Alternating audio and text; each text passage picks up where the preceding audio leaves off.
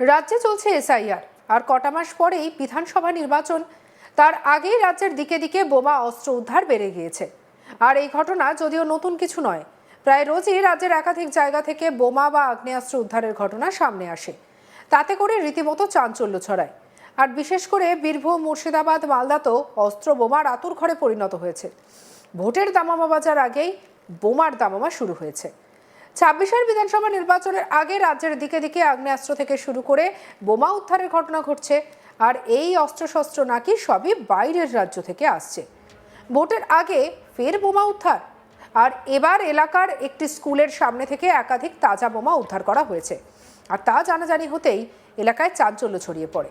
স্কুলের সামনে যেখানে পড়ুয়াদের আনাগোনা, সেখানে কোথা থেকে বোমা এলো তা নিয়ে উঠতে শুরু করেছে প্রশ্ন। সেই সঙ্গে পুলিশ প্রশাসনের ভূমিকা নিয়েও প্রশ্ন উঠেছে। স্কুলের সামনে কে বা কারা এই তাজা বোমাগুলো রাখলো, কেনই বা রাখলো, তা নিয়েও প্রশ্ন উঠেছে। ২৬ ভোটের আগে কি রাজ্যে অশান্তির ডামাডোল শুরু? বাংলায় নির্বাচনী আবহে হচ্ছেটা কি? বীরভূমের আবদারপুর প্রাথমিক বিদ্যালয়ের পাশের এলাকা থেকে উদ্ধার হলো একাধিক তাজা বোমা।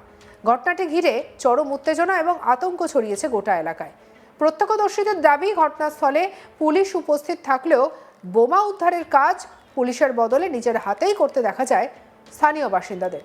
চোখে পড়ার মতো বিষয়, সাধারণ মানুষ নিজের হাতে বোমা সংগ্রহ করে একটি বালতিতে ভরে রাখে। এলাকাবাসীর অভিযোগ, পুলিশের নির্দেশেই তারা অত্যন্ত ঝুঁকিপূর্ণ কাজ করতে বাধ্য হন।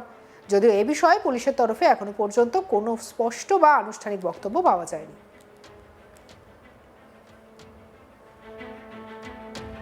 স্থানীয় বাসিন্দা সৌভিক রায় কি বলছেন শুনবো। এখানে বোমা উদ্ধার হয়েছে সকালবেলা দুটো, ওই আমাদের আবদারপুর প্রাইমারি স্কুলের পাশেই, রাস্তার উপরেই গায়ে লাগা একবারে। বাচ্চারা যে রাস্তায় বেরোয় সে রাস্তার উপর থেকে পাওয়া গেছে দুটো বোমা। কটা? দুটো বোমা পাওয়া গেছে। পুলিশ তুলে নিয়ে গেল, শুনলাম পুলিশ রিকভারি করে নিয়ে গেল। গ্রাম আতঙ্কিত, গোটা পাড়া আতঙ্কিত। বলছি, আর মানে কিছুদিন আগে এইখান থেকে আরো দুটো, হ্যাঁ দুটো, ওই আদিবাসী পাড়ার পাশে, ওটা দুটো ফ্যাক্টরি ওখানে। বারবার এই জায়গায় হচ্ছে, বোঝা যাচ্ছে না বাইরে থেকে কিছু করছে। হাইরোডের ধারেই তো হচ্ছে, এনএইচের পাশেই তো করছে কন্টিনিউ। একজন প্রত্যক্ষদর্শী বলেন, পুলিশের সামনে দাঁড়িয়ে ছিল, কিন্তু বোমা তুলতে আমাদেরই বলা হয়। কি বলছেন স্থানীয় বাসিন্দা পাপ্পু মণ্ডল, শুনবো। সকালবেলায় দেখলাম যে একজন যে স্কুলেরই স্টুডেন্ট, ওর বাবা এইদিকে পেরিয়ে যাচ্ছিলো। অ্যাকচুয়ালি এখানে সকালবেলায় প্রাতকর্ম করতে আসে অনেকেই, সেই হিসাবে দেখলো যে দুটো বোম পড়েছিল। এবার সঙ্গে সঙ্গে আমাদের পাড়ার যারা কমিশনার আছে বা ব্যক্তি আছে তাদের খবর দেয়। আমরাও এলাম, এসে দেখলাম হ্যাঁ তরতাজা দুখানা বোম কিন্তু পড়ে আছে একদম স্কুল যাওয়ার যে রাস্তা, মেন রাস্তা, মানে স্কুল থেকে 10 হাতও দূরে হবে না, বাচ্চারা যে রাস্তায় যায় সেই রাস্তাতে। এবার স্কুলটা 11টার সময় খুলবার কিছুক্ষণ পরেই খুলতো, মানে একটা বিশাল বড় বিপদ থেকে আমাদের বাচ্চারা বেঁচে গেল। এক মাসের মধ্যে এই যে দু জায়গায় বোম, একই মানে পাড়ার মধ্যেই দু জায়গায়, এটা কি ভুল? সত্যি এটা একটা আমাদের ভাবার বিষয়। আমাদের আগে গ্রাম ছিল আবদারপুর, এখন 16 নম্বর ওয়ার্ডে পরিণত হয়েছে। তো সত্যি এটা একটা চিন্তার বিষয় যে এক মাসের মধ্যে দু জায়গায় দুটো করে 4টে বোমা উদ্ধার। এবং সত্যি এটা আমাদের কাছে একটা আতঙ্কের সৃষ্টি হয়েছে। আজকে বাচ্চাদের কিছু একটা হয়ে যেতে পারতো, এই ব্যাপারে সত্যিই আমরা খুব আতঙ্কিত।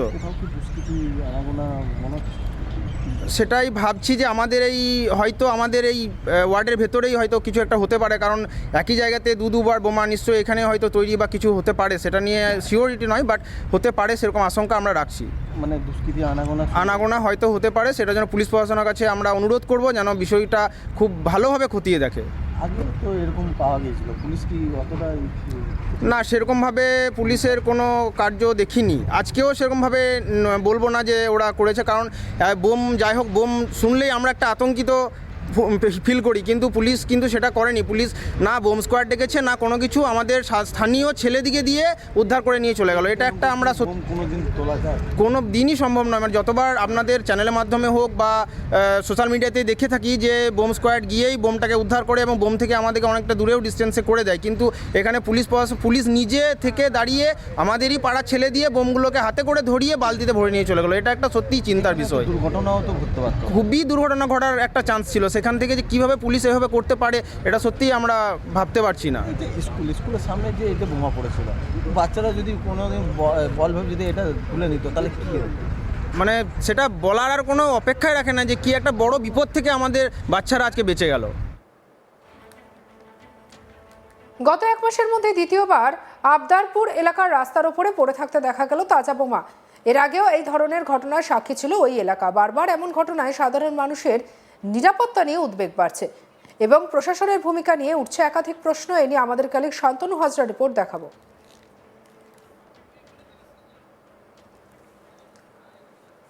বিদ্যালয়ের সামনে থেকেই উদ্ধার হলো বোমা, আর এই বোমা উদ্ধার ঘিরে দেখা গিয়েছে যেমন আতঙ্কের এবং চাঞ্চল্যকর পরিবেশ সৃষ্টি হয়েছে, সাথে সাথে ঘটেছে পুলিশের ভূমিকা নিয়ে প্রশ্ন তুলছে সাধারণ আম জনতা।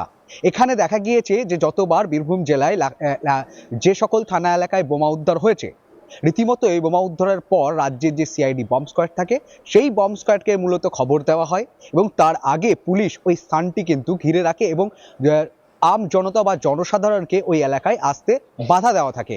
কিন্তু এই সব ঘটনা কেন চুলোয় গেছে।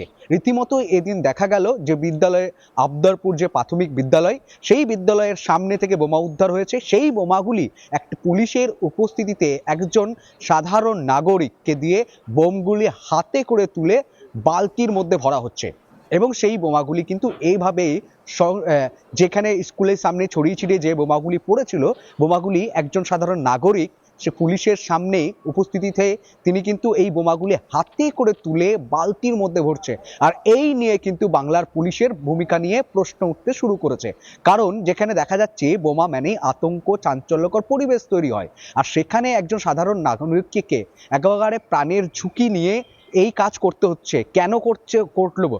সাধারণ নাগরিক বলছে যে পুলিশ নির্দেশ দিয়েছিলেন, তাই তারা এই কাজ করতে বাধ্য হয়েছে বা এই কাজ করেছে। যদিও পুলিশের তরফ থেকে, বীরভূম পুলিশের তরফ থেকে এই প্রসঙ্গে কোনো সদর্থক উত্তর কিন্তু পাওয়া যায়নি, কিন্তু ছবিটি দেখলে তা স্পষ্টই বোঝা যাবে একটি বালতি হাতে একজন যুবক জ্যাকেট পরে রয়েছে, সে কিন্তু বোমাগুলিকে মাটি থেকে কুড়িয়ে বালতির মধ্যে ভরছে এবং তার পাশাপাশি ঘোরাঘুরি করছে পুলিশ এবং সেখানে কিন্তু এখানেই উঠছে প্রশ্নটা, যেখানে দেখা যাচ্ছে যে বীরভূম জেলায় কখনো নানুর, কখনো ইলামবাজার, কখনো দুবরাজপুর, কখনো সিউড়ি এবং বীরভূম জেলায় বিভিন্ন থানা এলাকায় লাগাতার কিন্তু বোম উদ্ধার হয়েছে। সেই বোম উদ্ধারে কিন্তু সংখ্যা ছুঁয়েছে সেঞ্চুরি নভেম্বর থেকে ডিসেম্বরে। কিন্তু এদিন বীরভূমের সিউড়ি যে আবদারপুর, এই চলতি মাসেই আবদারপুর এলাকায় NH 14 কাছেই মুড়িমুড়কের মতো কিন্তু বোমা পড়ে থাকতে দেখেছিল সাধারণ নাগরিক এবং পুলিশকে খবর দেওয়া হয়েছিল। পুলিশ কিন্তু সেই বোমাগুলিকে রাজ্যে বম্ব স্কোয়াডি যে সিআইডি টিম রয়েছে সেই সিআইডি টিমকে আনে এবং বোমগুলি উদ্ধারের পর নিষ্ক্রিয় করার জন্য দমকল বাহিনীর সহযোগিতা নিয়েছে, বম্ব স্কোয়াডের সহযোগিতা নিয়েছে। সেখানে কোনোভাবেই দেখা যায়নি যে সাধারণ নাগরিক বা আম জনতা বোমগুলিকে কুড়িয়ে পুলিশকে দিচ্ছে, এই ধরনের চিত্র কিন্তু উঠে আসেনি। কিন্তু এবার এই চিত্র উঠে আসতে রীতিমতোই শোরগোল পড়েছে এবং আম জনতাকে পুলিশ কিভাবে বোম কুড়িয়ে বালতিতে ভরতে বলে সেটা নিয়ে কিন্তু উঠছে বারবার প্রশ্ন। তবে পুলিশের তরফ থেকে কোনো সদর্থক উত্তর পাওয়া যায়নি।